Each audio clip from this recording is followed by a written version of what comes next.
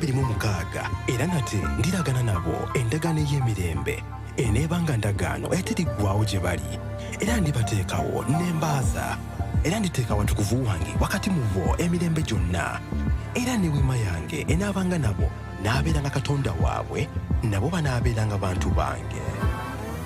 Oyanyirizibwa mu Kampala Bible Revelation Church ng'ekigambo kya Katonda y'empagi ey'okuweereza buno okukiyigiriza okukisomesa n'okukitambuliramu. Weetegeke. Nebaza Mukama kubanga yanzaayo okusoma ndi mu kusoma masters. Otyo engalo bazikuba mpola mpola.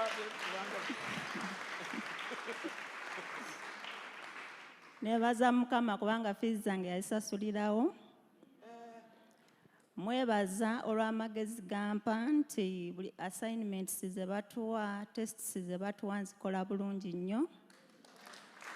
Ne mwebaza nti olugendo lwange alutandise bulungi ate agenda dumayiza bulungi. Obujulizi bwange obwokubiri, nebaza Mukama nti nze ne muganda wange Viola twafuna ekirowoozo okugulira maama waffe ettaka n'okumuzimbira ennyumba.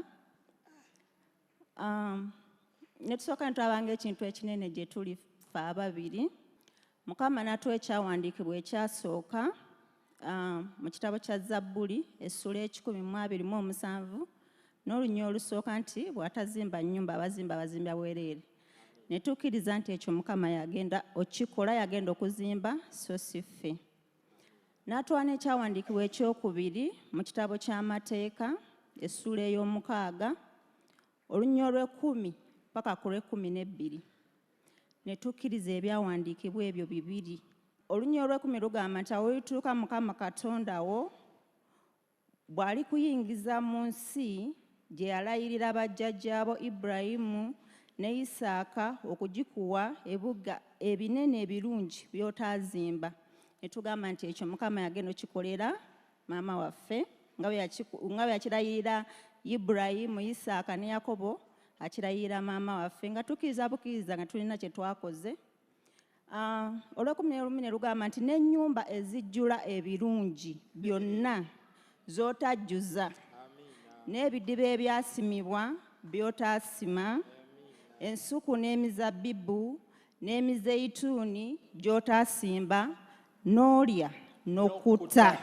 Twakkiriza ebyawandiikibwa ebyo. Mukama n'atandika otuwa amagezi tulangire ebyawandiikibwa ebyo ne tubeera mu bumu obw'okukkiriza obwo. Kye nsinga okwebaza Mukama nti alabira ekigambo kye kituukiriza. Yatuukiriza ekigambo kye kye yatuwa, yatugulira ettaka, ennyumba n'agizimba n'agimala, ennyumba erabika bulungi, ne munda n'ateekamu ebintu ebirungi, n'ateekawo amasannyalaze, n'atusimira oluzzi ng'era we yasuubiza. Ekyo kaseera kikola kubanga kye yatandikirako. Ne tugamba nti kano kabonero nti agenda atuukiriza ekigambo kye. N'atusimira oluzzi amazzi weegali bakozesa nga bwe baagala. Maama waffe yayingira ennyumba eyo.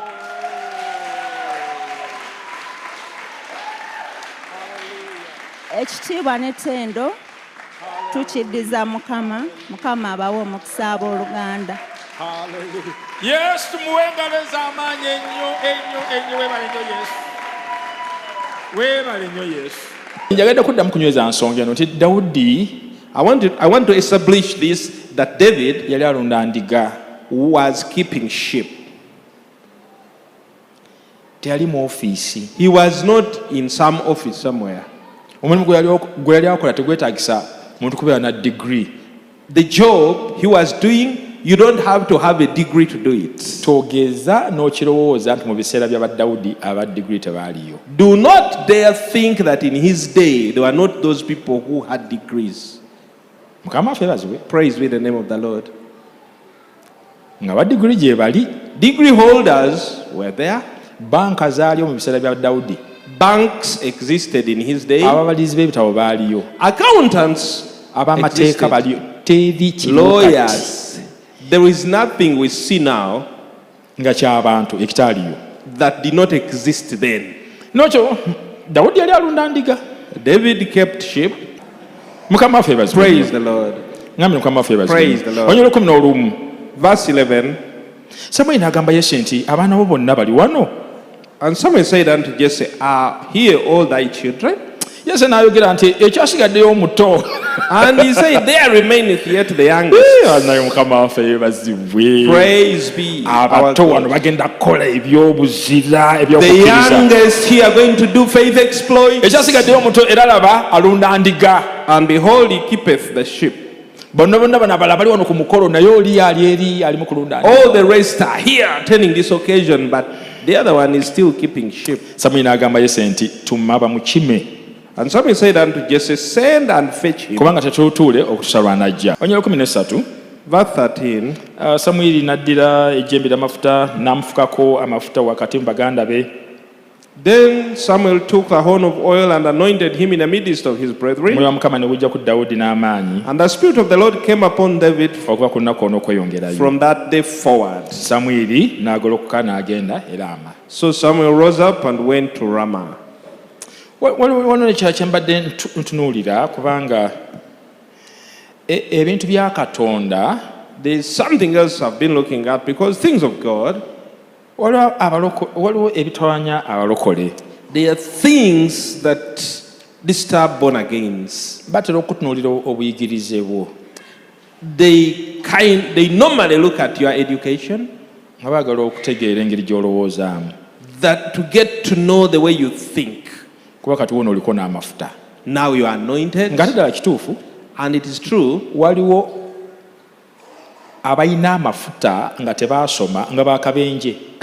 There are people who are anointed and uneducated who are dangerous. Tomanya wajja agenda kudda. You don't know where they are headed. Asobola okwogera oguntu n'ogwamu n'amagezi. He can say out, utter something, Naye and ng'aliko amafuta. but he's anointed. Ekyo saagala okibuuse maaso. I don't want you to underrate it. N'okyo ne Dawudi bw'atyo. Okusinziira ku mulimu gw'akola, According to the job David did, tegutulaga kusoma kwe.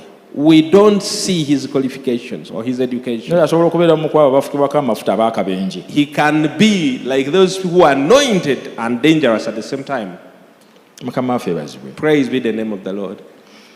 Mu lunyiriri olw'abiri In verse 22, wagamba Sawulo n'atumira Yese ng'ayogera nti nkwegayiridde Dawudi ayimirirenga mu maaso gange kubanga aganze mu maaso gange. and Saul sent unto Jesse, saying, Let David, I pray thee, stand before me, for he has found favor in my sight. Sawulo yali agamba ki Yese? What is it that Saul was telling Njagala Jesse? Dawudi abeere omu ku bakungu bange. That I want David to be one of my officers. Kyo kitegeeza okuyimirira mu maaso ge. That's what it means to stand before Njagala him. abeere omu ku bakungu bange. I want him to be one of my officers. Kubanga afunye oganja mu maaso gange. Because he has found favor in my sight. Onyolodde okulugamba olwatuukanga omuzimu omubi ogwava ffenna tukimanyi tegwavanga eri katikati Katonda. Now we know that it did not come from God. Bwe gwabanga ku Sawulo, When it was upon Saul, Dawudi n'addiranga ennanga ye n'akuba n'engalo ze. Awo David- Sawulo n'aweeranga n'awona omuzimu omubi ne gumuvaako. that David took an harp and played with his hand, so Saul was refreshed, and as well, and the evil spirit departed from Enya him. Mukama waffe yeebazibwe. Praise be the name of the Lord. Mukama waffe yeebazibwe nnyo. Praise be to the name of the N'olwekyo Lord. ennanga eyamutwalayo okukuba yavaamu ebirala. Now the harp that took him there, out of it came other things. Ng'era kiri eri Dawudi okusalawo Now it was up to David to decide okufuuka omukungu wa Sawulo to become an officer of oba Saul, okusigala ku nnanga ye or to stay playing his harp. nga buli dayimoni lwamuggyako akuba ennanga That every time the n'amuvaako. evil spirit came upon him, he plays the harp, and the evil spirit departs. Bw'aba ng'awonedde ddala nga Dawudi addayo If he's mu ndiga completely ze. healed, David had the option of going back to his sheep. Kino kikulaga kiki? What does this show you? Nze kindagidde omuntu wa bulijjo. It shows me a normal person. Bamuwadde omukisa okubeera mu lubiri He's obulamu bwe been bwonna. given an opportunity to be in the palace all his life.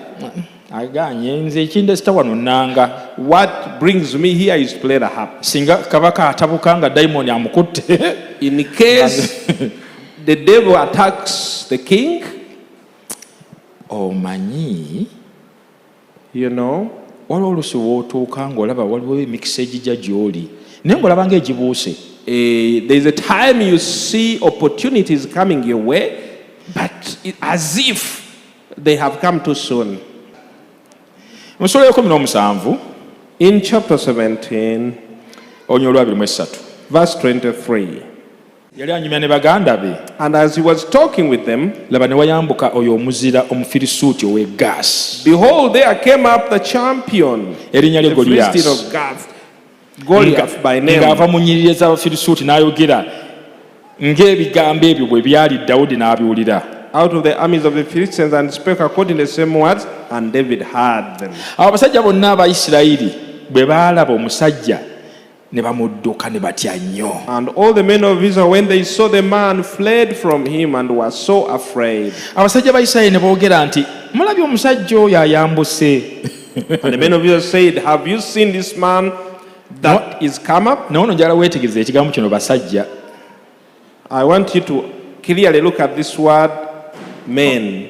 olwabirimunya abasajja bonna olwabirimu abasajja ba Isirayiri. Men of Israel. Verse 25, men of Israel. Abasajja ba Isirayiri ne boogera mulabye omusajja oyo ayambuse. Men of Israel said, have you seen this man that is come up? Mazima okusoomooza Isirayiri kyavudde ayambuka. Surely to defy Israel is come up. Awo n'atuuka omuntu anaamutta kabaka anaamugaggawaza n'obugagga bungi. And shall be that a man who killeth him, the king will enrich him with great riches, Era anaamuwa ne muwala we. and will give him his daughter, Era anaafuula ennyumba ya kitaawe okuba ey'eddembe mu Isirayiri. and make his father's house free in Israel, Kyategeeza nti tebajja kuddayo kusasula misolo n'ebiringa ebyo. that they will not pay taxes anymore and other things like that.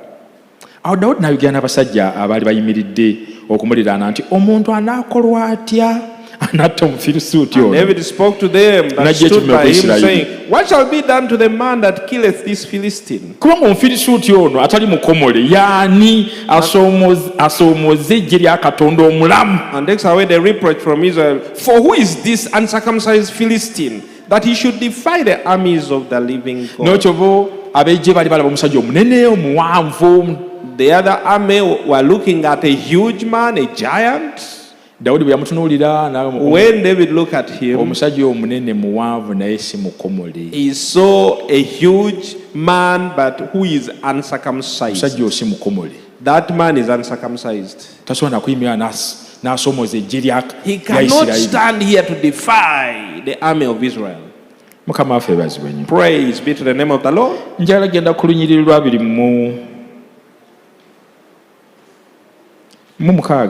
I want to go to Verse 27. verse 27. Abantu bamuddamu And the people answered him bwe bati nga boogera after this manner, saying, nti bw'atyo bw'anaakola omuntu anaamutta. so shall it be done to the man that killeth him. Onyo lwa 31. Verse 31. Awo ebigambo bwe byawulirwa Dawudi bye yayogera ne babyogerera mu maaso ga Sawulo n'amutumya. And when the words were heard which David spake, they rehearsed them before Saul, and he sent for him. Dawudi yagamba ki? What did David say? Omusajja tewali aganye munene muwanvu. No one is denying he's a giant, ne omusajja alina ekizibu, but that man has a problem. si mukomole. He is uncircumcised. Tasobola kuyimirira mu maaso ga ggye lya Katonda. He cannot stand before the army of the living God. Omusajja alina ekizibu, That man has a problem. tali mu ndagaano yaffe. He's not in our covenant. W'amaanyi naye tali Yes, mu he's ndagaano. mighty, but not in the covenant. Omusajja omunene bw'atyo naye Katonda tali ku ludda lwe. He is big, but God is not on his side. Ekyo ekitegeeza obutali bukomole. That's what it means to be uncircumcised. Ayogera bwete ebigambo aleekaana buleekaanyi. He's shouting those words, but there is no power. Ani naayogera? Who is this one Bano abadde speaking? boogera basajja. These that were saying were men. Ono ani ayogera? Who is this one Dawudi speaking? mulenzi. David is a youth, he's a young man. Okumanya Katonda agenda kukola ebikolwa eby'obuzira mu kkanisa wano. To know that God is going to do faith exploits in this N'abalenzi bajja church. kulaba emirimu gya Katonda The egy'ekisa. youth will see great works of God. Ebigambo babiwulidde Sawulo. They have rehearsed these words unto Saul. Sawulo amutumizza. And Saul has sent for him. olwasatu mu ebbiri Verse 32. Dawudi n'agamba Sawulo nti omuntu yenna aleme okuggwaamu omwoyo ku lulwe. And David said unto Saul, let no man's heart fail because of him. Omuddu wo anaagenda n'alwana n'Omufirisuuti. Thy servant will go and fight with this Philistine. Sawulo n'agamba Dawudi, And Saul said unto David, toyinza thou art not able kusisinkana na Mufirisuuti oyo okulwana naye, to go against this Philistine to fight with him. kubanga gwe For oli mulenzi bulenzi. thou art but a youth. Omulenzi obulenzi ayinza kukola ki? What can a youth do? Omulenzi obulenzi ayinza okwogera bawulira mulenzi bulenzi. Is simply Muwala a buwala. youth. It's just a young girl. abanga agamba nti talinamu n'amagezi. Is saying he's not wise. Weebale nnyo Yesu. Oh, thank you, Jesus. Mulenzi bulenzi. Is but a youth. Dawudi yatandika okukola ebikolwa eby'obuzira by'okukkiriza nga mulenzi David bulenzi. started doing faith exploits when he was still a youth. Gw'olabika wayitako ku myaka gye yali mulenzi bulenzi. You have already surpassed his age. You are simply a youth. Oteekwa buteekwa bikola You kubanga must do them because you are even oli yali older. mulenzi bulenzi. The other one was simply a youth. Basebo ne banyabo mulenzi bulenzi. Ladies and gentlemen, a youth, Mulenzi a bulenzi. mere youth. Sawulo amugambye bw'atyo, After David had, oli mulenzi bulenzi naye ye musajja mulwanyi okuva mu buto bwe. but the other one is a fighter from his youth, a man of war from his youth. Kati kino kye mbadde njagala okulaga. This is what I wanted to show you. Dawudi n'agamba Sawulo, And David said unto Saul, omuddu wo thy servant yakuumanga endiga za kitaawe. kept his father's sheep, Awo bwe wajja empologoma and there came a lion oba ddubu and a bear, n'ejja omwana gw'endiga mu kisibo and took a lamb out of the flock.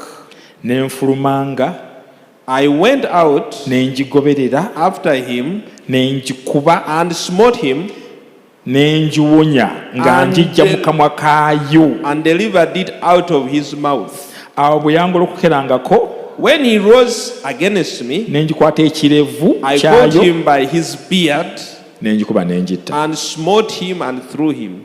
Omuddu wo yakuba empologoma Thy servant threw both the lion era n'eddubu. and the bear. N'Omufirisuuti ono And this uncircumcised Philistine. kansookere nkomekaawo. Let me stop there for a while. Bino byaliwo ddi When did these things happen? ku Dawudi? Bino byaliwo ddi? Concerning David, when did they happen? Saagala kukkiriza I don't want to believe nti oluvannyuma ng'afukiddwako amafuta. that after he had been anointed. Ekyo saagala kikkiriza. I don't want to believe that. Nina ensonga lwaki. I know I have a reason why. Njagala kukkiriza I want to believe nti era bino byayogerako kaakati that these things he's talking about, tebyali byakabeerawo. they had not just happened. Nze nzikiriza nti byali byabeerawo dda. Olwasituma omukaaga. Olwasituma. Omuddu wo yakuba empologoma era n'eddubu. N'Omufirisuuti oyo atali mukomole alibanga emu ku zo. Kwegamba ye teyawula oba Mufirisuuti oba mpologoma, byonna kasaba tebibanga si bikomole. Praise be to Mukama God. yamponya mu njala ez'empologoma. Golooza kiki kye The Lord that delivered me out of the power of the lion n'enjala ez'eddubu and out of the power of the bear, alimponya ne mukono he gw'Omufirisuuti. will deliver me out of the hand of this Philistine. Weebale nnyo Yesu. Oh, praise. N'ekyo baani abasobola okulaba ebikolwa bye eby'obuzira Who eby'okukkiriza? were able to see his faith exploits. Basabo ne bannyabo tebaali bantu, zaali ndiga. They were not people but the sheep. Zaali ndiga ze zasookera ddala They were okulaba. the first people to Mumulabye? see. Have you seen? Akutte empologoma n'agitta. He has killed a lion. Ebadde etutta omu ku ffe naye It wuuyo had taken akomawo one of nayo. us, but he has gone after it. Ndiga ze zaanyumyanga. It's the sheep that used to converse amongst themselves. Naye olowooza endiga eyinza okugamba omuntu nti oyo But do you yagonyeeza mukono think a gw'empologoma. sheep can testify unto people?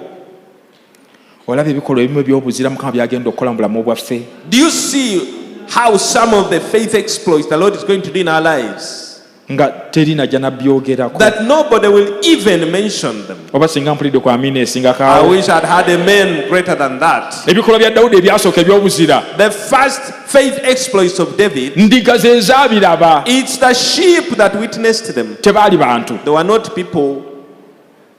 Kati wano dawudi abijjayo Here David is bringing them out kubanga sawulo tamanyi wa dawudi wasinziira kwogera bigambo byayogedde nti agenda kulwana because n'omufirisuuti. Saul doesn't know where David, the basis of sawulo David's kyalaba words. alaba kalenzi bulenzi. What Saul is seeing a youth. Olina muto, You are even young. tolina musirikale. You are not even an army man. Oli abadde musajja mulwanyi wa ntalo The other one okubanga has muto. been a man of war from his Oli youth. muvubuka oli You naggwano. are a youth, the other one is a Ebintu bino giant. bikontana nnyo. These things contradict. Ko dawudi nti kituufu It is true. saasoma I'm not educated. nunda ndiga I kituufu keep the sheep, that's true. naye naliyo nga nunda endiga But as I empologoma was keeping sheep, a lion showed up. bwe yayogera empologoma sawulo yagitegeera When he talked of a lion, Saul understood it. kubanga tosobola geraganya empologoma na goliyasi. I cannot compare a lion to Goliath. Empologoma nga yagidde goliyasi aba talina kyakkola. By the time a lion attacks Goliath, he has no options but to flee. N'eddubu kye kimu. So is the bear. Tosobola digeraganya na goliyasi. You cannot attack it like that. Dawudi yali amugamba nti goliyasi soko tosobola mugeraganya na mpologoma You na cannot compare Goliath to a lion or a bear byenzise that have killed. ebinene nnyo. They are bigger. Eddubu nga lyayimiridde If a bear stands up, it's taller. empologoma erina amaanyi. A lion has strength. Tosobola nagageraganya na You goliyasi. cannot begin comparing it to Goliath. Natta dda ebisinga ne goliyasi. I have killed those things that are bigger than Goliath. Kubanga Mukama ye yamponya ebintu ebyo. Because it's the Lord who delivered me, Ate takyuka. and he changes Bw'abanga not. yakola biri If he did that, kitegeeza na bino agenda it bikola. means he's going to do this. Kubira Yesu waffe engalo Clap ez'amaanyi my ezo. hand to Jesus. Takyuka. He changes not. Naye bameka sitaani baalimbye. How many have been deceived of that devil, Yadde yakuzimbira ennyumba. even though he built for you a house? Ekyo tagenda kikola. He will not do that. That is big. Yadde wafumbirwa naye Even though you got married, temulizimba you nnyo. will never be able to build a house. Amanyi okubyogera. There is a way he says those Ne Dawudi things. yagamba nedda. David said, no, Ne- Oyo atali mukomole. that uncircumcised man. Nzise empologoma na ddubu I ng'oleeta oyo. have killed a lion and a bear, and you bring that Mukama one. oyo yamponya mu bino n'oyo The Lord that delivered me from this, he will basebo ne deliver me. bannyabo. Dawudi teyasaba ssaala. David never prayed any Yayimirira mu prayer. kukkiriza. He simply stood in faith. Yagamba Goliyasi ng'ojja gye ndi n'ebyo byonna He n'ennyaggo told Goliath that n'amafumu. you come with the Nzija sword. And gy'oli mu linnya lya I'm coming Mukama before you in Katonda the w'eggye name lya of the Isirayiri. Lord. Kubira Yesu waffe engalo Clap ez'amaanyi my ezo. hand to Jesus. Takyuka. He changes not. Naye bameka sitaani baalimbye. How many have been deceived of that devil, Yadde yakuzimbira ennyumba. even though he built for you a house? Ekyo tagenda kikola. He will not do that. That is big. Yadde wafumbirwa naye Even though you got married, temulizimba nnyo. you will never be able to build a house. Amanyi okubyogera. There is a way he says those Ne Dawudi things. yagamba nedda. David said, no, Oyo atali mukomole. that uncircumcised man. Nzise empologoma na ddubu ng'oleeta I oyo. have killed a lion and a bear, and you bring that Mukama one. oyo yamponya mu bino n'oyo The Lord that delivered me from this, he will basebo ne deliver me. bannyabo. Dawudi teyasaba ssaala. David never prayed any Yayimirira mu prayer. kukkiriza. He simply stood in faith. Yagamba Goliyasi ng'ojja gye ndi n'ebyo byonna He n'ennyaggo told Goliath that n'amafumu. you come with the Nzija sword. And gy'oli mu linnya lya I'm coming Mukama before you in the Katonda w'eggye lya name of the Isirayiri. Lord, the God of the armies of Israel. Ogenda kukola ebyobuzira. You're going to do faith exploits. Nze nkulaba ng'otandise I okukola see you ebyobuzira. start doing faith exploits. Binaagenda okutuuka mu bantu By the time those things reach people, nga waliwo bye walabako edda. but there will be those you have seen before. Waliwo bye walabako edda. There are those you have seen before. Waliwo byakolera mu kisenge kyo. There are those he does in your bedroom. Waliwo byagenda okukolera mu ddiiro. There are those he will do in your Waliwo byagenda sitting okukolera mu room. ofiisi yo. There are those he will do in your Waliwo byagenda office. okukolera mu famire yo. There are those he will do in your Nga family. teri n'omu abimanyi. When nobody knows them, Njagala kubulira Mukama watandikidde okukola I ebikolwa want to tell you ebyobuzira. where God has started doing Nga faith teri n'omu exploits. abiraba. When nobody is seeing them, gwe weka gy'obiraba Only you will see them. nga ne bw'ojjala n'otubuulira tuyinza n'obutabitegeera That even if you tell us, we cannot even click. naye ebyo But those things, ekiseera kinatera okutuuka a time is coming. bijja kuvayo byonna They will come out ate okole n'ebinene ebisinga and buli do omu yenna greater ng'alaba. ones when everyone is watching. Webale nnyo Yesu. Oh, thank you, Jesus. Tewali ngeri gye kyali baddewo nti Dawudi asookedde Goliath. There is no way how it could have happened that David starts with Goliath. Nedda asooka eri. He starts somewhere. Endiga ze zaamulabanga ng'akuba empologoma It's the n'agitandika. sheep that watched him kill a lion. And Era endiga ze zaamulabanga ng'akutte eddubu alikuba it's the alitta. sheep that saw him kill a bear. Ko ne baddewo olw'eggulo nga beebunaanya endiga nga ziga In the evening, they went conversing, wondering, eddubu libadde ligenda tulya ffenna. this bear would have finished us. Naye ono gwe tuli naye ono. But the one we have, Ate omanye endiga omusumba yakulembera zo. you know, with the sheep, it's the shepherd who goes ahead. N'okyo nga zigenda nga zinyumya emboozi. So they converse amongst themselves. Omusajja oyo bannange That man is singa great. eddubu limulidde kati singa tugenda If the kugoberera bear had finished him, where would we be? mukama waffe yebazibwe Praise be the name of the naye Lord. tewali kinsanyusanga There is nothing kukimanya that nti excites me like to know ebikolwa ebyobuzira Dawudi byasooka okukola that the first faith exploits David did, okutuusa nga abyogedde until he says them, tewali n'omu yabimanya nobody knew about them. yali eyo yekka n'endiga ze He was alone with his sheep. gwe beera eyo n'endiga zo Just be there with your sheep. waliwo ebyobuzira mukama byanaatera okukola They are faith exploits the Lord is about to do. teweraliikirira bano abakola ebibwatuka Do not be worried of these ones that do this, abakola ebibwatuka ebirabika that do these ebireekaana things, that shout, that are seen. nedda mukama ali naawe The Lord is with you. era ogenda kukola ebyobuzira You're going to do exploits. bijja kusookera mu nnyumba yo They will begin in your house. bijja okusookera ku bizinesi They yo are starting with your business. gwe tofaayo Don't mind. era ekisa kijja kutuuka bijja kuvaayo A time will come when they come out. bajja bimanya They will know them. enya mukama waffe lebazi Praise be to the name of Ngambe the nti Lord. Mukama waffe Praise be the name of the Lord. Dawudi yagamba David said mukama eyamponya mu njala ez'empologoma that the Lord that delivered me out of the power of the ne mu lion njala z'eddubu and out of the power of the bear, agenda kumponya mu mukono he will gw'omufirisuuti deliver me out of the hand of this Philistine. tekyetaaga kusabira It doesn't need any tekyetaaga prayers. kubuuza You don't have to ask questions. nzikiriza I believe. katonda waffe takyuka Our God does not olwanga change. kikola omulundi ogusooka If he did it the first time, ajja kiddamu n'omulundi he ogwokubiri will repeat it. ajja kiddamu n'omulundi The ogwokusatu third time he will do it. ajja kikola n'omulundi He will ogw'ekkumi do it the 10th time. ajja kikolera gwe He akikole will ne do it muganda wo for you ne and your baganda bo ne brother and bazadde your bo brother. weebale kutwegattako mu saaviisi osobola okukuŋŋaana naffe mu wiiki ku lwokubiri ne ku lwokuna okuva ku saa 12 ez'olweggulo ate ku sande saaviisi yaffe esooka ya ssaawa 2 ez'okumakya eyokubiri ya ssaawa 5 ez'okumakya okufuna ebisingawo tusange ku mutimbagano ng'oyita ku www.kampala-bible-revelation-church.org oba kuba ku ssimu noti 772 4 3 1 7 4